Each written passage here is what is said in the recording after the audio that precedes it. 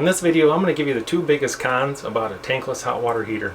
Now, if you're thinking about a tankless hot water heater, I would steer everyone towards it. There's way more pros than there are cons on a tankless hot water heater. Now, in this video, I'm going to go over the two biggest cons, which just happened to me.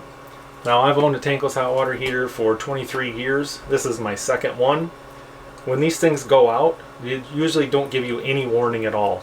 You're going to have hot water 1 minute and no hot water the next minute. If you have a tank hot water heater, they'll usually leak on the floor for a couple months. Then you're going to realize, hey, it's time for me to replace it. These tankless ones, they'll be working perfectly. Next minute, they're totally shot. Well, this actually has a cracked heat exchanger.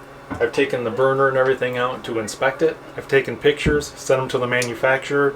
They're going to send me a brand new unit because these do have a 15-year warranty. So I may have to pay shipping, but I'm going to have to wait 4 or 5 days to get a new one. That's one of the biggest main cons of owning one of these. You usually can't just walk into a big box store, pick one up and do a warranty replacement. Second biggest con on one of these, you need to back flush these with like a vinegar solution at least once a year. You can take a 5-gallon bucket with a pump.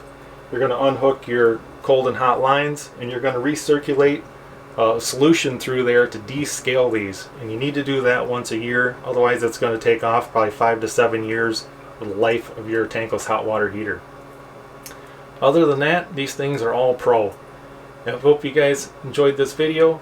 Hopefully it answered some questions for you, and thanks for watching.